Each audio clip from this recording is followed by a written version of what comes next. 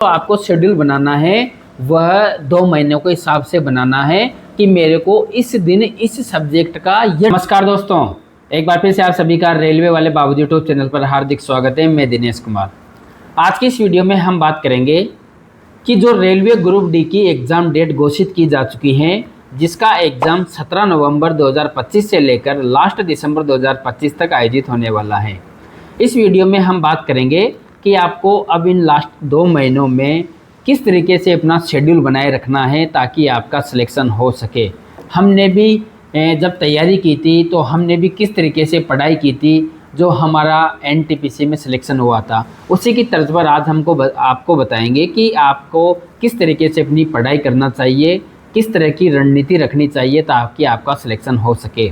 सबसे पहले हम बता दें, अगर आप रेलवे ग्रुप डी की तैयारी करना चाहते हो और प्रीवियस ईयर की कोई बुक्स देख रहे हो तो आप किरण पब्लिकेशन की यह मैथ, रीजनिंग, जीके और साइंस की बुक्स देख सकते हो, क्योंकि इस बुक्स में आपको 2022 में जो ग्रुप डी की एग्ज़ाम लगी थी उसके अलग अलग सब्जेक्ट वाइज आपको इसमें पेपर देखने को मिल जाते हैं, जो आने वाली एग्ज़ाम में आपके लिए काफ़ी हेल्पफुल साबित हो सकते हैं। सबसे पहले हम बात करें कि इसमें जो आपका सीबीटी एग्ज़ाम होना है उसमें 100 क्वेश्चन आएंगे, 90 मिनट का समय दिया जाएगा, जिसमें 25 क्वेश्चन तो आपको इससे मैथ से, 25 क्वेश्चन साइंस से और 30 क्वेश्चन रीजनिंग से और 20 क्वेश्चन करंट अफेयर्स से और जीके से देखने को मिलते हैं। आपको सबसे ज़्यादा ध्यान रीजनिंग पे, साइंस पे, मैथ पे और करंट अफेयर्स पर देना है। हाँ, जीके में जो इम्पोर्टेंट टॉपिक्स होते हैं, जो स्टैटिक जीके होती है, आपको उस पर ध्यान देना है। बाकी आपको जीके वाले पोर्शन में तो करंट अफेयर्स पर आपको ज़्यादा से ज़्यादा ध्यान देना है।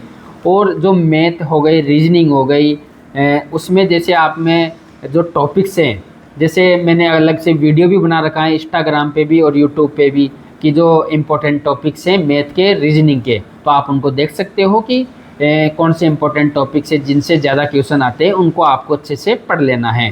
क्योंकि इसकी वैकेंसी का फॉर्म जनवरी 2025 में शुरुआत में इसके फॉर्म भरे गए थे, काफ़ी लंबा समय हो गया, तो काफ़ी सारे छात्र जो अपनी तैयारी को लेके, नौकरी को लेके, मतलब जो एक्टिव थे, जिनको लग रहा था कि हमको कैसे भी करके इस बार रेलवे में एक सीट हमारे नाम करनी है, तो वह पहले से पढ़ाई कर रहे होंगे। लगभग उन सभी का कुछ छात्रों का तो कोर्स भी कंप्लीट हो गया होगा, कुछ छात्रों का रिवीजन भी हो गया होगा।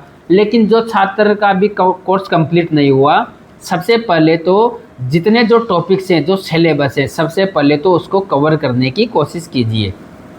और अगर शुरुआत में जो आप पढ़ना चाहते हो, जैसे काफ़ी सारे छात्र थे कि इस चीज़ को लेकर कन्फ्यूज़न थे कि अभी कोर्ट केस में फंसी हुई है, अभी जो इसकी क्वालिफ़िकेशन है उसको लेके क्या पता वैकेंसी रद्द हो जाए, क्या पता एग्ज़ाम होगा या नहीं होगा।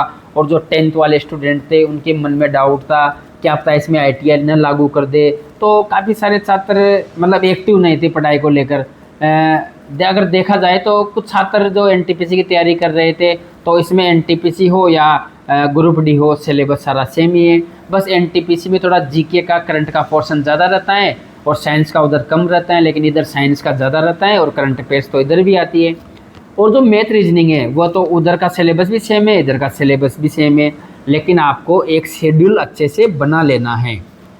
और जो आपको शेड्यूल बनाना है वह 2 महीनों के हिसाब से बनाना है कि मेरे को इस दिन इस सब्जेक्ट का यह टॉपिक बिल्कुल क्लियर कर लेना है। आपको बिल्कुल हड़बड़ी नहीं करनी है। ऐसे नहीं करना है कि एग्ज़ाम के 2 महीने रह गए, मैं क्या क्या पढ़ लूँ, ये भी पढ़ लूँ, वो भी पढ़ लूँ, ये भी पढ़ लूँ। तो जब आप एक साथ अचानक से काफ़ी सारी चीज़ें, हर सब्जेक्ट की बहुत ज़्यादा अगर चीज़ें पढ़ लेते हो तो फिर आपके माइंड में वो सब चीज़ें कन्फ्यूजन भरी रहती हैं।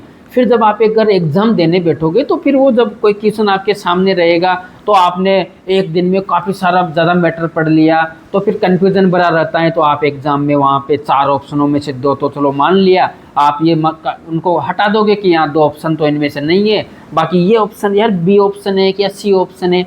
इस चीज़ में कन्फ्यूज़न स्टूडेंट हो जाता है और फिर वह जो क्वेश्चन है उनको गलत करके आ जाता है। क्योंकि जब एग्ज़ाम टाइम तो कॉन्फिडेंस के साथ बोल देता है कि मैं 90 अटैम्प्ट करके आया हूँ, 86 अटैम्प्ट करके आया हूँ, 88 अटैम्प्ट करके आया हूँ, लेकिन जब आंसर की आती है तो वो 60-65 पे आके रुक जाता है।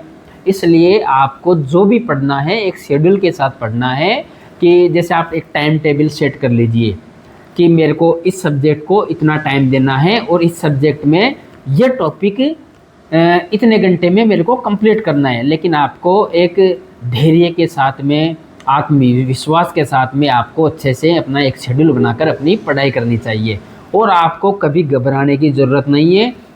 अगर आपने ईमानदारी से मेहनत की होगी, आपने 100% दिया होगा, तो आप चाहे से कितना भी पढ़ लोगे ना, आपको ये लगेगा एग्ज़ाम के एंड तक कि मैंने अभी तक कुछ नहीं पढ़ा, मेरा कोर्स कंप्लीट नहीं हुआ, मेरा रिवीजन नहीं हुआ, वो चीज़ भी छूट गई, फिर उस चीज़ में मेरे को कन्फ्यूज़न है, मैं उस टॉपिक में मैथ के अर्थमेटिक के उस टॉपिक में कमज़ोर हूँ, मैं एडवांस मैथ के उस टॉपिक में कमज़ोर हूँ। तो ये तो आपको एग्ज़ाम जब तक आप दे नहीं लेते हो तब तक आपके मन में बनी रहती है। अगर आप अच्छे से पढ़ाई करते हो तो आपको इतना कुछ नहीं सोचना है, जो सिलेबस है उसको कंप्लीट करना है, उसको रिवीजन करना है, मॉक टेस्ट पे ज़्यादा से ज़्यादा फोकस करना है।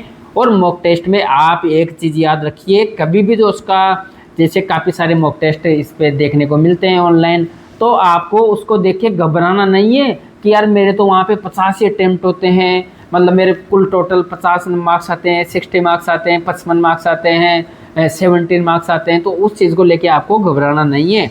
मॉक टेस्ट का मतलब होता है कि एग्ज़ाम में आप किस तरीके से टाइम को मैनेजमेंट कर सकोगे, क्योंकि जो एग्ज़ाम में जो पेपर बनता है वह सभी चीज़ों को ध्यान में रखते हुए बनता है। जैसे 100 क्वेश्चन है, 100 में से 30 क्वेश्चन तो आपको इजी देखने को मिलेंगे, 20 क्वेश्चन थोड़े मॉडरेट देखने को मिलेंगे, 20 क्वेश्चन फिर थोड़े लेवल के देखने को मिलेंगे। इस तरीके से फिर कुछ क्वेश्चन आपको काफ़ी हाई लेवल लेंथी क्वेश्चन देखने को मिलेंगे, जिनमें आपको काफ़ी टाइम भी लग सकता है।